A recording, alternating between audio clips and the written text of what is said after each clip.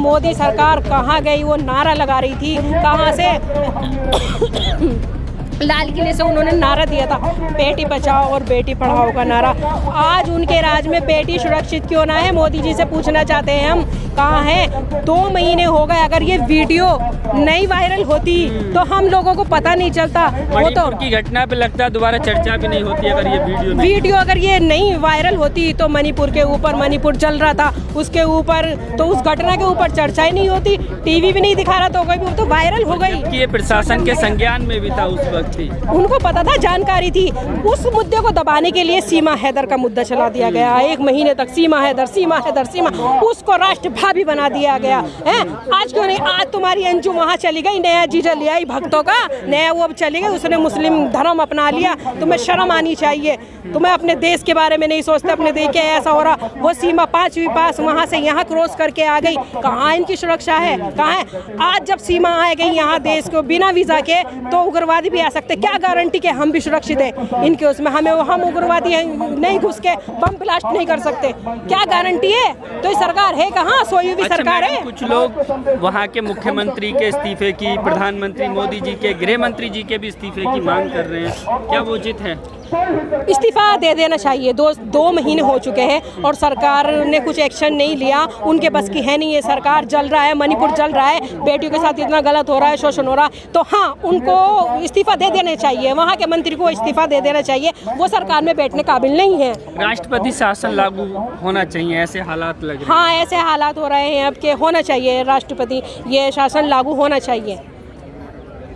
अभी जैसे चुनाव भी आ रहे हैं, तो क्या लगता है ये मुद्दा महिला सुरक्षा से जुड़ा हुआ मुद्दा है, तो क्या ये इसका इम्पैक्ट चुनाव में भी पड़ेगा? महिलाएं जो हैं वो क्या सजग होकर वोट करेंगी? अब देखिए, अगर ये हालात रहे और मणिपुर ने हमें हिला के रख दिया, हमारा दिल रो रहा है, हमारी आत्मा झंझोड़ के रख दी, अब इस पे तो कोई वोट नहीं देगा, सरकार नहीं चुनेगा, क्योंकि हम सुरक्षित हाथों में नहीं है, हमारा देश सुरक्षित हाथों में नहीं है। तो हम मोदी जी को नहीं लाना चाहेंगे दोबारा सत्ता में।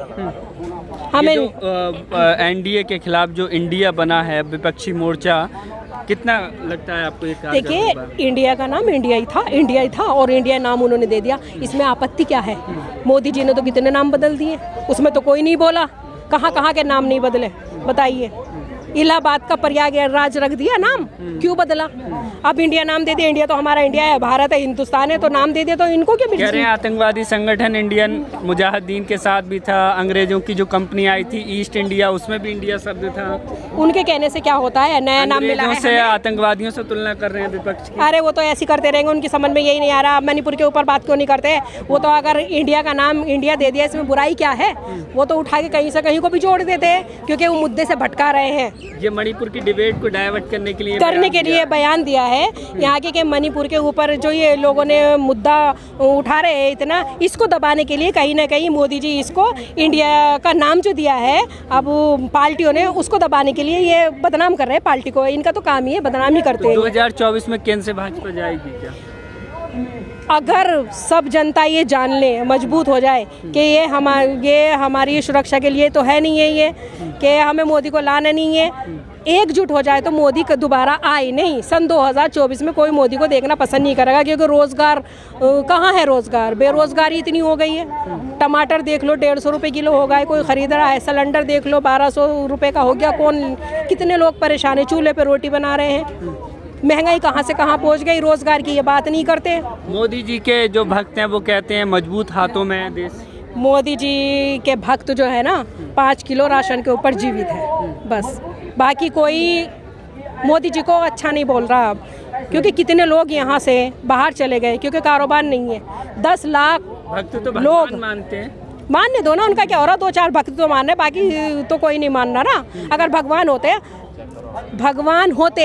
योगी जी की तो मूर्ति भी बन गई, मंदिर भी बन गया, आपने सुना? मोदी जी और योगी जी अगर भगवान होते ना, आज बेटियों के साथ गलत नहीं होता।